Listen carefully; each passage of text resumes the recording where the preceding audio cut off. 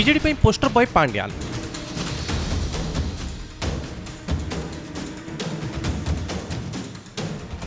दिनसारा जेते सभारे भाषण देले भी से थकी पड़ुना बोधे ओडिशा एमती आगु केबे देखा मिलू नथला जहाँ एथर देखा मिलुछि। हाईटेक प्रचार हाई भोल्टेज भाषण आउ सीधा सीधा निशान रे बीजेडी नेता कार्तिक पांड्यान सबुठू समस्तंकठू आगरे।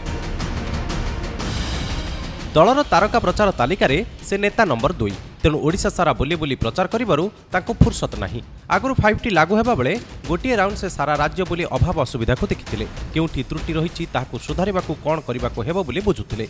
व्यवस्थार त्रुटि को धरी अवहेला करुथुबा अधिकारी को विदा करुथिले चाकिरु। राज्य प्रशासनिक व्यवस्था में वैप्लविक परिवर्तन आनिबा परे राज्यवासी देखिथिले कार्तिक भिन्न चेहरा। द्वितीय राउंड रे गाँव सहर लोकों समस्या को पाखरु देखिले। मुख्यमंत्री कार्यालय को सांगरे धरी सारा राज्य में से शह शह जनसभा को गले। लोके आनिथिबा अभियोग पत्र को ग्रहण कले आ मुख्यमंत्री को कही 15 दिन भितर सबु समस्यार समाधान कले। बास 25 वर्ष धरी लोके जहाँ चाहूतिले ताहा 25 दिन रे होईगला।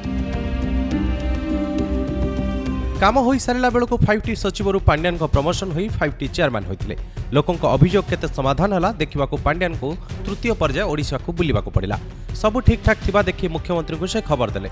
गला 2-3 वर्ष धरी मुख्यमंत्री खबर नहीं लोकों पाखक जावा लोकों मेसेज नहीं मुख्यमंत्री पाखे पहुंचाइबार दायित्व थिला कार्तिक उपरे।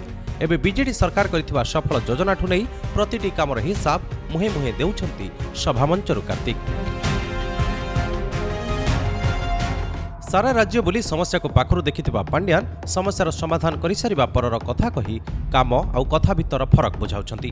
बास तालीमाड़ सह हरिबोल हुळहुळीरे कंपुची सभा पड़िया। दिन कईटारे पांड्यान बीजेडी सफल पोस्टर बॉय होई सारिथिला बेले लोके भी तांको कथा शुणिबाकू धाई आसुवा देखिबाकू मिलुछि।